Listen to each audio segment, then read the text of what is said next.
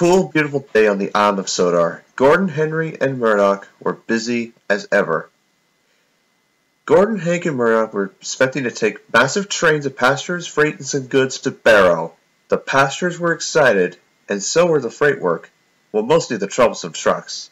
They were excited as well. My goodness, Gordon, we're going to have some great of a time. Yes, indeed, we are. Oh, I know, said Murdoch. He was surprised at the amount of trucks he was going to take with Hank. But at that moment, a well-known engine, green, and a lot of passengers. She was an excursion train destined for the other side of the world. James, who was in the opposite end of the sidings, saw the newcomer and was surprised. Wow. James, you know who this is. This is Alice, my closest friend. Your closest friend, but, well, one of mine. Anyways, the passengers inside Alice's coaches were excited. They couldn't wait to travel with Gordon. You see, my dear Gordon, we're going to have a great time together. Of course, my dear, we are. Seems we have a lot of company now, said Hank. Well, let's get to it. The single went to green, and all three engines, or I should say all four engines, made their way to mainland.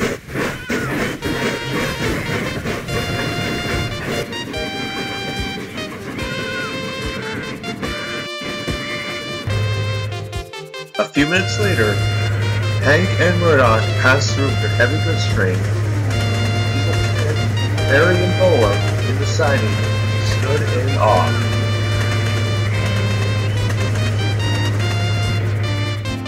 5 minutes later, Gordon passed in with his massive express train destined for Finland. They couldn't believe it either.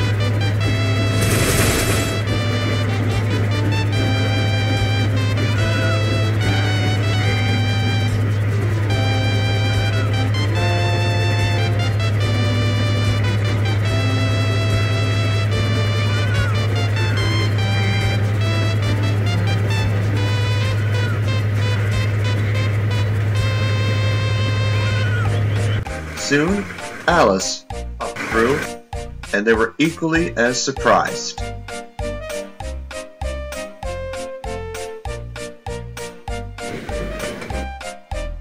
Diesel 10, Barry, and Bowler had no words to say.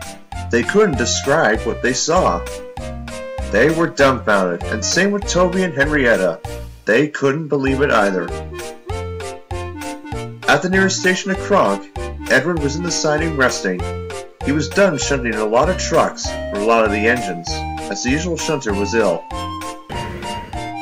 He soon saw Hank and Murdoch, and most of the cheerful glow, as they made their way to their destination, with the train in tow, of course.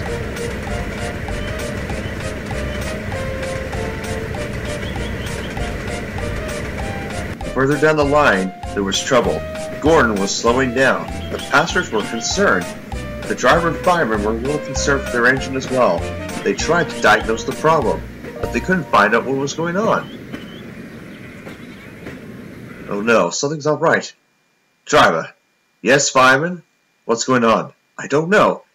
Oh goodness, is he running dry again? I hope not. We need to look through this.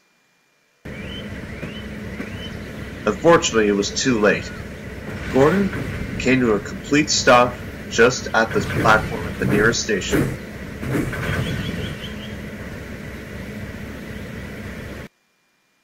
They damped down his fire, and they looked him all over. Oh dear, something's broken inside you again. We'll have to go to the works. A few minutes down the line, Alice was puffing through the excursion train. She was making good time as well. Then, it happened. She started to slow down. Passengers were concerned again. Coaches concerned. Yes, it was a heavy train. Alice thought she could make it. Passengers were very concerned, and the guard was trying to signal her down.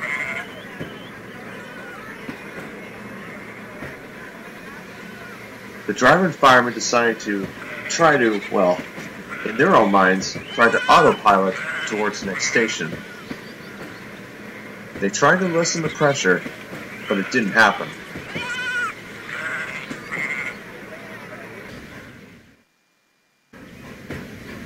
Soon, Alice was puffing at a snail's pace as she saw the back of Gordon's train. She found this funny, but yet ironic, but knowing this was a serious situation.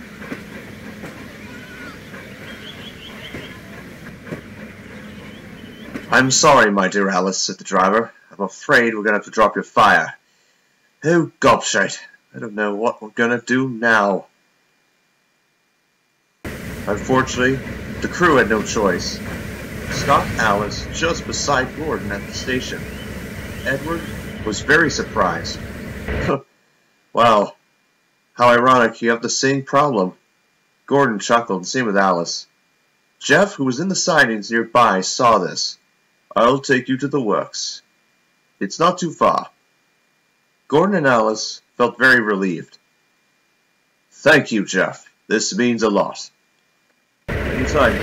Now, Jeff was out of the siding and Alice and Gordon's Trainz.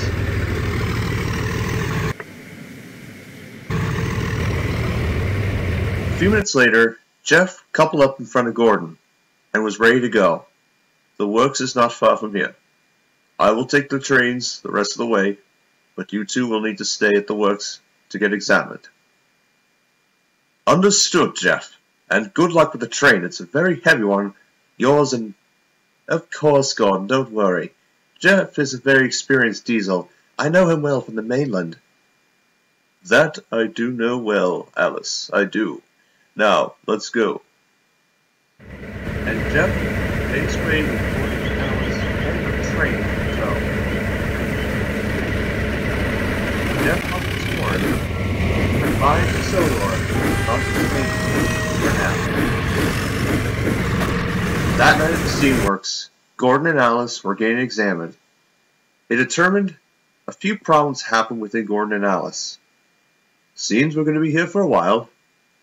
"Of course we are, but we'll have time to catch up together at the works until our repairs are complete." Sir Topham had arrived. "Well done, Gordon and Alice. You've made it so far today." "Yes, I'm sorry about the problems within you, Gordon and Alice. But trust me, they will be repaired shortly, and then you'll be back at work. I've heard that Jeff is doing very well, by the way." "That's very good. Jeff should be here within a few weeks." "That's good to hear." "It is very good to hear." "Very good." Victor the Steamworks engine saw everything and was very curious. "You're going to be here for a little while. Your repairs will take a few days or so, but you'll be in good working order, Alice and Gordon. But don't worry. It'll all be good as new." Gordon and Alice chuckled. "Yes, indeed, Victor. Yes, indeed." "Nice to meet you, Victor." "Yes, nice to meet you, Alice." Alice and Gordon caught up. The repairs were done overnight.